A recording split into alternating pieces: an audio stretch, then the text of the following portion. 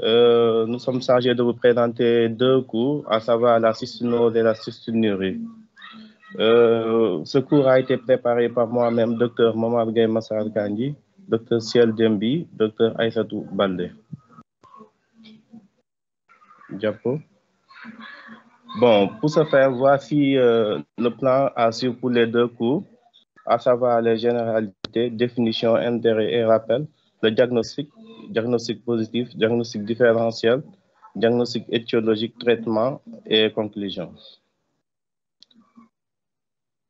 On va commencer avec la cystinose. La cystinose se définit, c'est une maladie lysosomale à transmission autosomique récessive caractérisée par une accumulation de cystine dans les lysosomes provoquant des lésions des différents organes et tissus, notamment dans les reins et les yeux. Pour l'intérêt épidémiologique, c'est une maladie qui est rare avec une prévalence d'environ 1 sur 200 000 naissances vivantes. Intérêt étiologique avec le syndrome de Tony Debré-Fanconi qui est la plus fréquente. Le diagnostic est clinique et biochimique. Thérapeutique, le traitement de fond repose sur la cystéamine.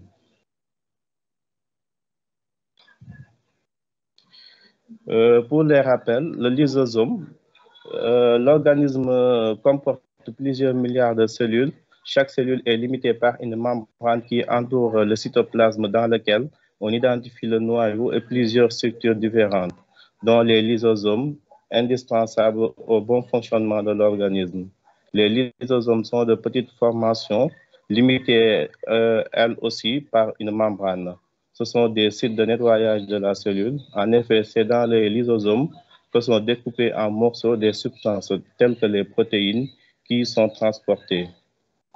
La destruction fait partie du processus normal de la vie et que la matière vivante est en perpétuel recommencement.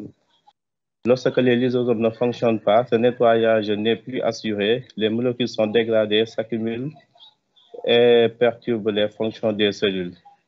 Là, nous avons la cellule avec les lysosomes et les mitochondries. Diapo. Toujours la cystine, produit de dégradation lysosomal du métabolisme protéique, est composée de deux molécules de cystéine reliées entre elles par un pont disulfure. Sa sortie du lysosome se fait via la cystinosine sous la dépendance d'une pompe ATPase. L'accumulation lysomale de cystine aboutit à une désorymose systémique. La présence de cristaux dans les tissus active l'inflammasome, conduisant à une inflammation interstitielle, à la fibrose des tissus et à leur perte de fonction. Ce mécanisme ne peut néanmoins pas expliquer toute la physiopathologie de cette pathologie. Il est décrit des altérations de la cinétique lysosomale, de l'autophagie et du métabolisme mitochondrial de l'ATP, conduisant à une accélération de l'apoptose cellulaire. Les cellules du type proximal sont particulièrement visées par ces dernières hypothèses, expliquant l'apparition précoce du syndrome de Fanconi. Là, on a un schéma qui explique avec la cystine, qui grâce au transporteur, si on a un transporteur normal, la cystine sort du lysosome. Et si le transporteur est anormal, la cystine s'accumule dans le lysosome. Et s'il y a un traitement, la cystine aussi peut sortir dans le lysosome.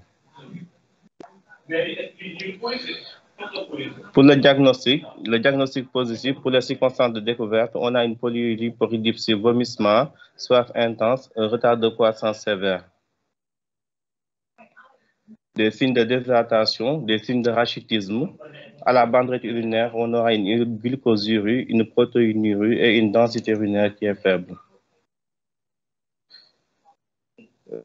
Pour le bilan d'orientation, on a une hyponatrémie, une hypokaliémie, une acidose métabolique et une hypophosphorémie. La confirmation du diagnostic biologique de cystinose repose sur le dosage de la cystine dans les leucocytes totaux ou dans les polynucléaires neutrophiles. Le diagnostic est confirmé par l'étude du gène CTNS codant la cystinose localisé sur le chromosome 17, comportant 12 exons et 10 sont codants. Pour l'évolution, on aura une atteinte glomérulaire avec un syndrome de Fanconi qui est inconstant et incomplète et peu d'atteinte extrarénale. Les patients sont porteurs de mutations, en général moins sévères, conduisant à une activité résiduelle de la cystinosine.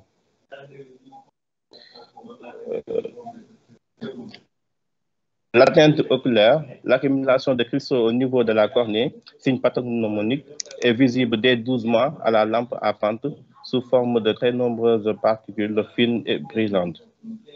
Le score de Gap permet un suivi de l'évolution. Elle se manifeste initialement par une photophobie, une blépharospasme, une kératite ponctuée et des érosions cornéennes récurrentes. À un stade plus évolué, la kératopathie est plus sévère avec l'apparition d'une néovascularisation. Sont également observés des glaucomes, une rétinite pigmentaire et une dégénérescence rétinienne pouvant aboutir à une cécité. Toujours dans les complications, l'atteinte thyroïdienne entraîne une insuffisance thyroïdienne pouvait se manifester vers 10 à 14 ans. Il n'y a habituellement aucun symptôme et le diagnostic est biologique, c'est-à-dire dosage des hormones thyroïdiennes. Un traitement par hormones thyroïdiennes était nécessaire avant l'âge de 20 ans chez 3/4 des patients. L'adoption de la dose nécessite de contrôler régulièrement le taux sanguin de l'hormone thyroïdienne. Au niveau du pancréas, l'accumulation de cystine pouvait être à l'origine d'un diabète par production insuffisante d'insuline. Cette complication transitoire ou permanente survient volontiers pendant les premiers mois après la transplantation rénale du fait de la corticothérapie ou en dialyse péritonéale.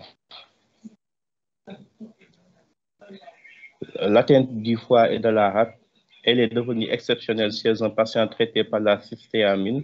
L'accumulation de cystine peut entraîner une augmentation de leur volume et leur mauvais fonctionnement, ce qui nécessite alors une endoscopie digestive ou une intervention chirurgicale. L'atteinte du système nerveux central, cette atteinte était tardive à l'origine de convulsions, d'anomalies du tonus, de difficultés d'élocution, de troubles de la mémoire, une détérioration neurologique éventuellement fatale a pu être observée dans le passé chez certains patients. Les calcifications sur les vaisseaux sanguins des études radiologiques systématiques ont montré la présence de calcifications le long des vaisseaux sanguins et en particulier le long des artères du cœur et du cerveau chez les patients transplantés. Pour le diagnostic différentiel, le syndrome de Fanconi acquis provoqué par des différents médicaments, dont certains médicaments anticancéreux, tels que l'ifosfamide, la streptozocine, certains antirétroviraux, tels que didanosine, cidofovir et les tétracyclines périmées. Tous ces médicaments sont néphrotoxiques. Elle peut également survenir à la suite d'une transplantation rénale dans le cadre d'un myélome multiple, d'une amylose, d'une intoxication par métaux lourds ou d'autres agents chimiques ou d'une carence en vitamine D. Tests urinaires pour mesurer le glucose, des phosphates et des urines et des acides aminés. Le diagnostic. Le diabète insipide, une anomalie de sécrétion ou d'action d'une hormone au niveau de l'hypothalamus, c'est un trouble fonctionnel caractérisé par une incapacité des reins à concentrer les urines, se traduit par une polydipsie et une polyurie. Cause le plus souvent acquise, séquelles de traumatisme crânio-encéphalique, de méningite, d'encéphalite tuberculose, parfois une maladie du système, telle que collagénose, avec localisation hypothalamique. Pour le diagnostic, le test de restriction hydrique permet de déterminer s'il existe encore des possibilités de sécrétion de l'hormone ADH.